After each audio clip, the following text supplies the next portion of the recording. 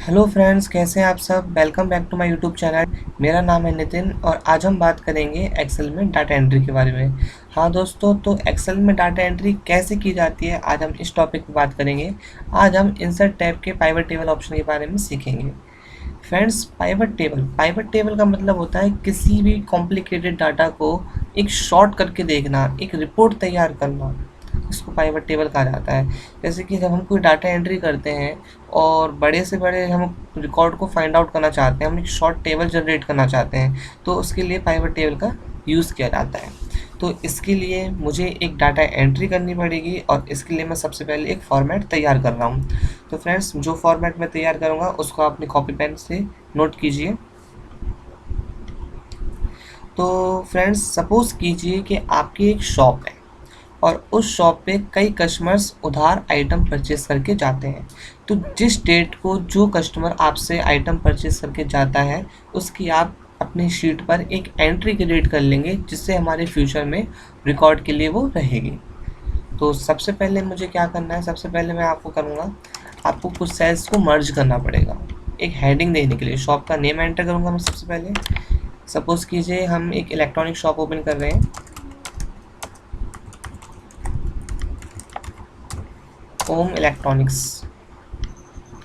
इसका साइज थोड़ा सा बड़ा करेंगे, बोल्ड अंडरलाइन कर लेंगे। हमें कुछ कॉलम्स की नीड होगी। Date, customers name, item, quantity, rate और अमाउंट।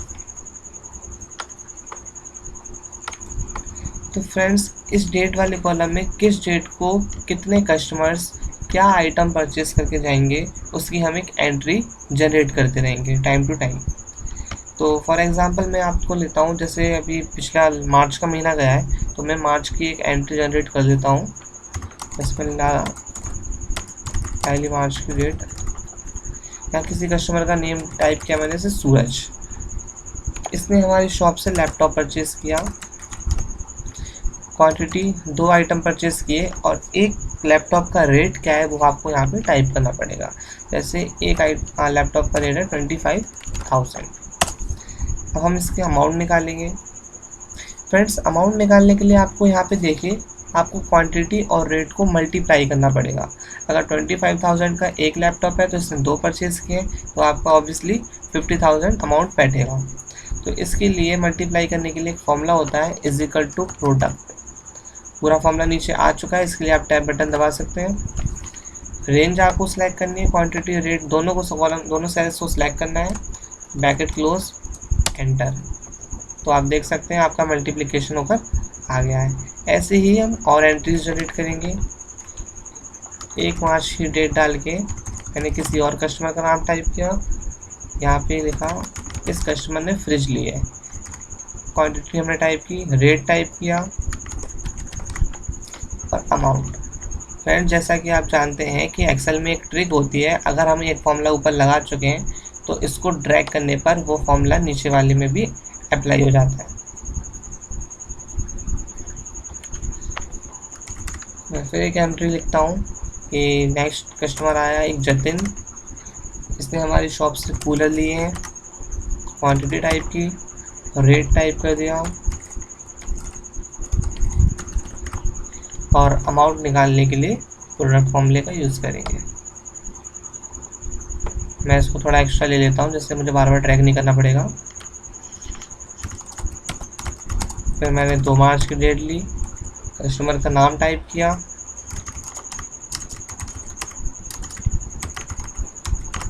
गगन। इसने मेरी शॉप से टीवी परचेज़ किए हैं। क्वांटिटी टाइप की 3 और एक टीवी 8,000 रुपीज़ का है। तो देखिए आपका अमाउंट टोटल होकर आ गया 24,000।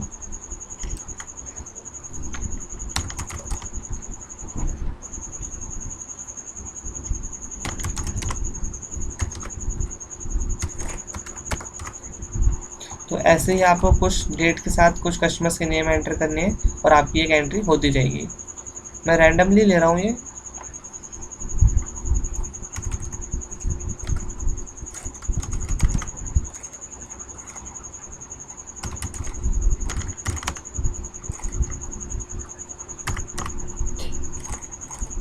एक कैमरे का मैं रेट ले लेता हूँ 5000, तो यहाँ 15000 हो चुके हैं।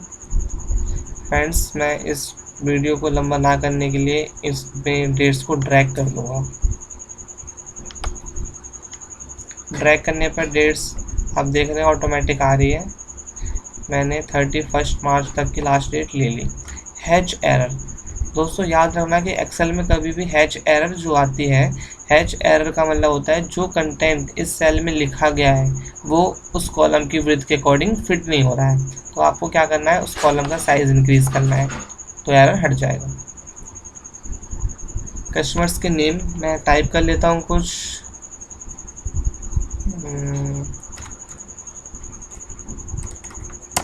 सोहेल, कुणाल, अमित, और इन्हीं कस्टमर्स को मैं कॉपी पेस्ट कर लूँगा। कॉपी पेस्ट करने से ये मतलब है इसका कि ये कस्टमर्स हमारी शॉप पे बार बार सामान परचेस करने के लिए आए थे।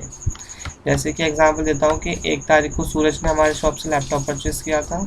उसके बाद सूरज मेरी शॉप पर आया है 7 तारीख को।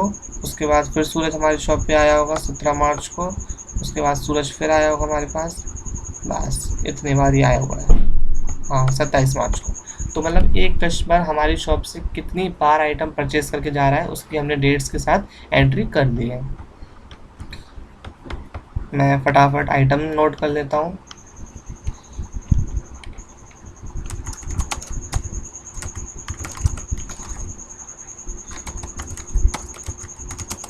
आइटम आप कुछ भी ले सकते हैं।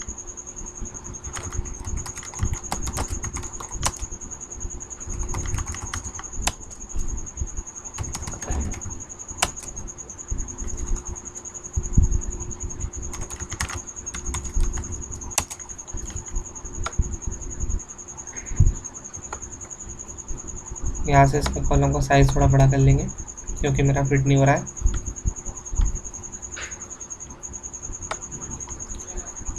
फ्रेंड्स, आइटम को कॉपी पेस्ट कर लेंगे।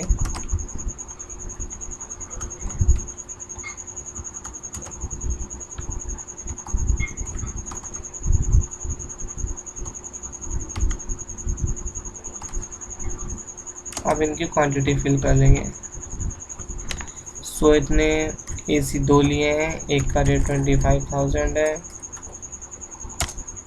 स्मार्टफोन 3 परचेस किए हैं, एक का रेट 12,000 है। अर्जुन ने वॉशिंग मशीन 2 परचेस किए हैं, एक का रेट 17,000 है। फ्रेंड्स, मल्टीप्लिकेशन के अपने आप आ रहा है क्योंकि मैंने यहाँ पे प्रोडक्ट का फॉर्मूला लगा रखा है, तो कंफ्यूज नहीं होना। हम इतने हीटर परचेस किए, दो, एक का 1500 रेट है। कूलर का क्वांटिटी टाइप कर लिया आपको।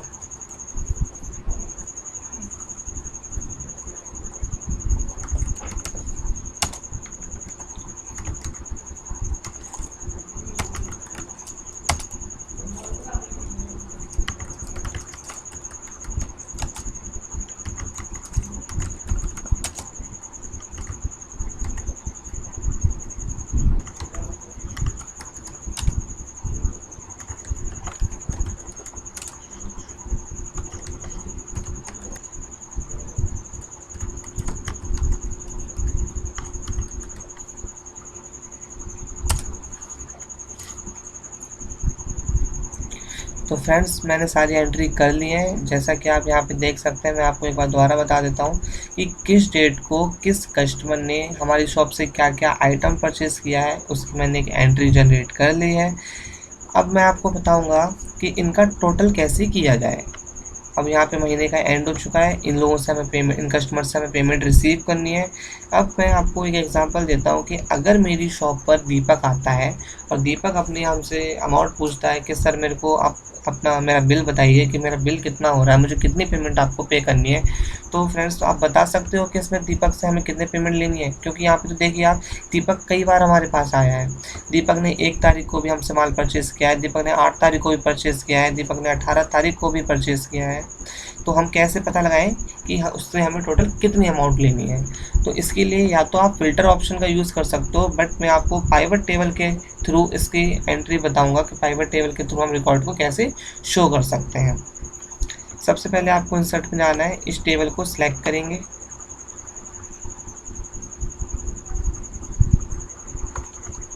आपको पाइवट टेबल पे क्लिक करना है, पाइवट टेबल। तो फ्रेंड्स यहाँ पे दो ऑप्शन आते हैं, एक आता है सिलेक्ट अ टेबल और रेंज। यहाँ पे आपको टेबल सेलेक्ट करनी है, जो कि मेरी ऑटोमेटिक सेलेक्ट हो गई है क्योंकि मैंने ऑलरेडी सेलेक्ट कर ली थी। दूसरा ऑप्शन यहाँ पे आता है choose where you want the pivot table report to be placed. आपको पाइवट टेबल कहाँ पे बनानी है, न्यू वर्कशीट पे बनानी है या एग्जिस्टिंग वर्कशीट बनानी है। अगर आप न्यू वर्कशीट लेके ओके करते हो तो आपकी न्यू शीट पर पाइवट टेबल आएगी, और एग्जिस्टिंग वर्कशीट लेते हो तो इसी शीट पे आप कहीं लोकेशन टाइप कर सकते हो कि कहाँ पे पाइवट टेबल आपकी बनकर आए। मैं आपकी न्यू वर्कशीट पे इस टेबल को बना लेता हूँ। ओके, तो ये है ही आपकी पाइवट टेबल। इसमें आपको फील्ड पे टिक लगाना पड़ेगा जिससे आपका रिकॉर्ड शो होगा। सबसे पहले मैं ये देखना चाहूँगा कि मेरी शॉप पे ऐसे कितने कस्टमर्स थे जिन्होंने मेरी शॉप से उधार आइटम परचेज़ किया है, जिन्होंने भी क्रेडिट शॉपिंग की है। मुझे उनके नेम्स चाहिए, तो मैं नेम पे क्लिक करूँगा। तो यहाँ पे करीबन 8-9 कस्टमर्स ऐसे हैं जिन्होंने मेरी शॉप से उधार सामान परचेज़ किया है।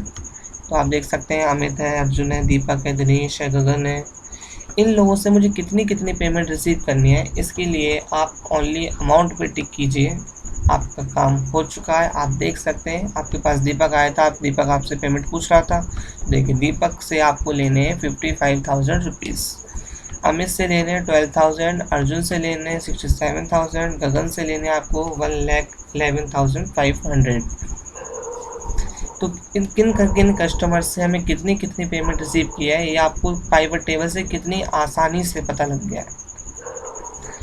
अब मैं आपको बताता हूँ कि यहाँ पे अगर आपसे अमित कहने लगे कि मेरा बिल किस किस हिसाब से क्या क्या मैंने आइटम परचेज़ किया जिससे मेरी अमाउंट 12,000 रुपये बैठ रही है, तो अगर उसको आइटम शो करवाने हैं तो आपको यहाँ पे आइटम पे क्लिक करना होगा।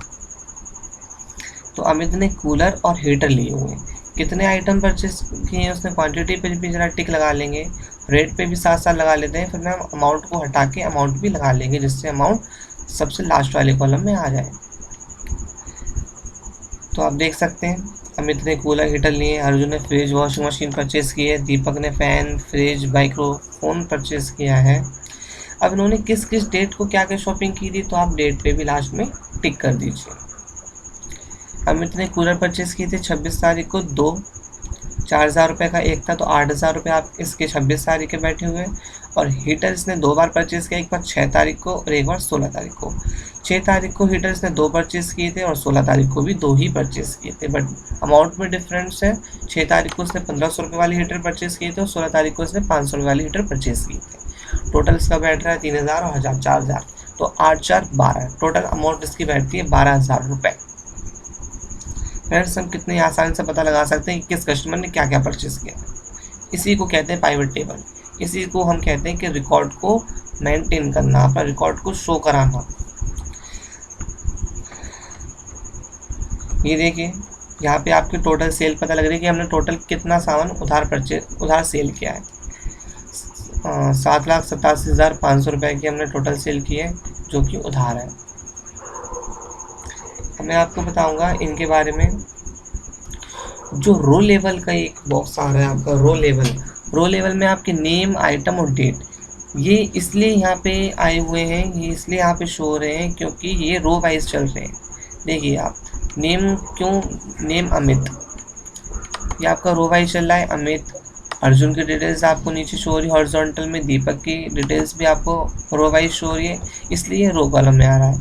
अगर आपको डिफरेंस शो करना है तो आप एक बार रो के नेम बॉक्स को कॉलम में लेके जाइए, आपको डिफरेंस पता लग जाएगा कि जो अब नेम्स है वो कॉलम वाइज चल रहे हैं। अमित, अर्जुन, दीपक, दिनेश, गगन, ये कॉलम वाइज चल रहे हैं। और अगर हमें इनको रो में लेके आना है तो वापस हम इसको रो में लेकर आएंगे। वैसे फ्रेंड्स ये ऑटोमेटिक किसको कहाँ जाना है वो ऑटोमेटिक डिसाइड कर लेता है, हमें कहीं कुछ करने की ज़रूरत नहीं है, हमें बस टिक करने की ज़रूरत होती है। टिक करके आप रिकॉर्ड शो कर सकते हो कि आपको क्या क्या शो कराना है। अब आते हैं वैल्यूज़ वाले में। वैल्यूज़ में जो मैथमेटिकल आपके नंबर होंगे वो ओनली इसमें आते हैं। क्वांटिटी, रेट, अमाउंट, ये तीनों एक मैथमेटिकल नंबर है, इसलिए ये तीनों वैल्यू वाले बॉक्स में आ रहे हैं। कॉलम लेवल, रो लेवल का मतलब आपको पता लग गया। रो लेवल में वो आइटम्स आते हैं जो रो वाइज चलेंगे, और कॉलम लेवल में वो आइटम्स आते हैं जो कॉलम वाइज चलेंगे। अब आते हैं report filter. Most important option है पाइवट टेबल का आपका रिपोर्ट फिल्टर। फ्रेंड्स, अगर आपको इसमें इंडिविजुअली रिकॉर्ड फाइंड आउट करना है तो उसके लिए रिपोर्ट फिल्टर का यूज़ किया जाता है। रिपोर्ट फिल्टर का यूज़ कैसे किया जाता है वो मैं आपको बताता हूँ कि अगर आपको इस पूरी टेबल में से किसी एक इंडिविजुअल कस्टमर का रिकॉर्ड फाइंड आउट करना है तो हम रिपोर्ट फिल्टर लगाएंगे। जैसे कि मैं इसमें से कुणाल का रिकॉर्ड देखना चाहूँ कि कुणाल ने मेरे से क्या परचेज़ किया। अभी तो मेरे पास कस्टमर्स कम है। अगर आपके पास कस्टमर 100-200 के रेंज हो, अगर आपके पास 100-200 कस्टमर्स हो तो देखो फाइंड आउट करना इसमें थोड़ा सा टफ पड़ेगा, इसलिए हम फिल्टर का यूज़ करेंगे। तो हम क्या करेंगे, सबसे पहले नेम को यहाँ से ड्रैग करके रिपोर्ट फिल्टर में लेके जाएंगे और यहाँ पर आपका फ़िल्टर लग चुका है। फ़िल्टर पे क्लिक करना है और मुझे देखना था कुणाल का रिकॉर्ड, तो कुणाल पे क्लिक करके आपको करना है ओके।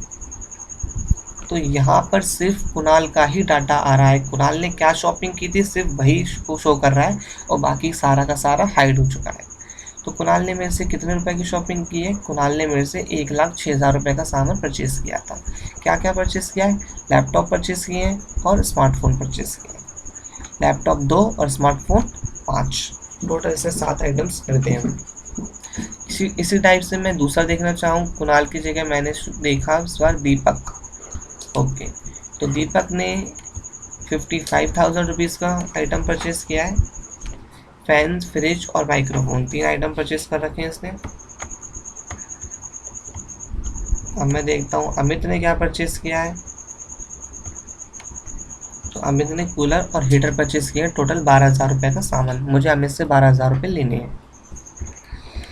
और ज़रूरी नहीं है फ्रेंड्स कि हम नेम का ही फ़िल्टर लगाएं, हम पार्टिकुलर मतलब आइटम्स का भी हम फ़िल्टर लगा सकते हैं। तो इसको हम नेम को नीचे लेकर आएंगे और आइटम को रिपोर्ट फिल्टर में लेके जाएंगे। आइटम में फ़िल्टर लगाने से ये बेनिफिट बनता है कि मेरी शॉप से किस प्रोडक्ट को किस ने परचेज़ किया है। तो मैं आपको बताता हूँ, जैसे कि मेरी शॉप से लैपटॉप किस ने परचेज़ किए हैं तो हमें वो रिकॉर्ड मिल जाएगा। लैपटॉप परचेज़ करने वाले यहाँ कुणाल, रवि और सूरज है। टोटल लैपटॉप की सेल यहाँ पे 6 आ रही है, मतलब 6 लैपटॉप बिके हैं, जिसमें से कुणाल ने 2 लिए, रवि ने 1 लिया है और सूरज ने 3 लिए हैं। 1,65,000 रुपये की सेल है सिर्फ लैपटॉप की। ऐसे हम इंडिविजुअल आइटम का भी रिकॉर्ड निकाल सकते हैं कि एक आइटम किसने कितना लिया है और वो उसकी कितनी सेल हमारे पास आई है। अब मैं लैपटॉप की जगह कोई और लेता हूँ। जैसे मैंने लिया कि स्मार्टफोन, मेरी शॉप से स्मार्टफोन कितने सेल हुए हैं, तो टोटल 5 बिके हैं, वो भी कुणाल ने ही लिए हैं। स्मार्टफोन खरीदने वाला सिर्फ कुणाल है और किसी ने स्मार्टफोन नहीं लिए। मैं वॉशिंग मशीन देखना चाहूँगा। वॉशिंग मशीन किसने परचेज़ की? वॉशिंग मशीन सिर्फ अर्जुन ने परचेज़ की है। हमारी वॉशिंग मशीन शॉप से सिर्फ 3 ही सेल हुई थी। टोटल 52,000 रुपये अर्जुन से हमें लेने वॉशिंग मशीन के। अब मैं आपको बताऊँगा कि डेट को फ़िल्टर कैसे लगाते हैं। आइटम को नीचे लेकर आएंगे और डेट को फ़िल्टर पे लेके जाएंगे। डेट पे फ़िल्टर लगाने का बेनिफिट हमारा ये होता है कि किस डेट को हमारे शॉप पे कितने कस्टमर आए थे और उस डेट की सेल क्या थी। जैसे मैं यहाँ पे देखता हूँ कि मेरी शॉप से 8 तारीख को क्या प्रोडक्ट बिका था, तो आप देख सकते हैं कि 8 तारीख को दीपक ने माइक्रोफोन परचेज़ किए थे। 2 माइक्रोफोन हमारी दुकान से सेल हुए थे। टोटल 4,000 रुपये की सेल हुई थी उस दिन। तो हम यहाँ पे डेट वाइज भी रिकॉर्ड देख सकते हैं। मैं देखना चाहूँगा कि 1 तारीख को क्या क्या माल सेल हुआ था मेरी शॉप से। तो 1 तारीख को आप देख सकते हैं यहाँ पे दीपक, जतिन और सूरज 3 कस्टमर आए थे। दीपक ने फ्रिज परचेज़ किया था, जतिन ने कूलर और सूरज ने लैपटॉप। टोटल 1 मार्च की मेरी सेल थी 81,000। तो मैं डेट का भी फिल्टर लगाकर किस डेट को कितनी सेल हुई थी वो भी देख सकता हूँ पाइवट टेबल की हेल्प से।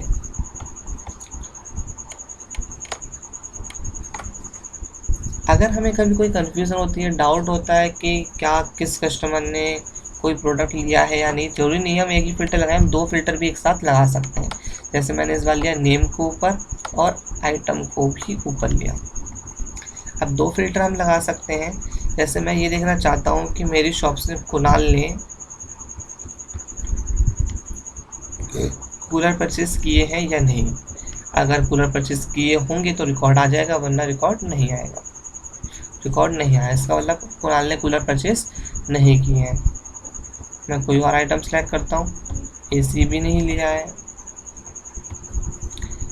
हीटर का देखता हूँ ज़रा एक बार, हीटर भी नहीं है। स्मार्टफोन, स्मार्टफोन तो कुणाल ने मेरी शॉप से 5 स्मार्टफोन खरीदे, एक तो 4 तारीख को और एक 14 तारीख को।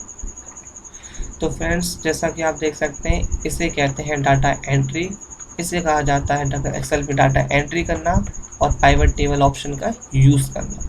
मैंने आपको इस वीडियो में पाइवट टेबल का पूरा ऑप्शन बता दिया है कि पाइवट टेबल को कैसे यूज़ करते हैं, अपनी डाटा एंट्री को कैसे रिकॉर्ड कर सकते हैं, कैसे मेंटेन कर सकते हैं।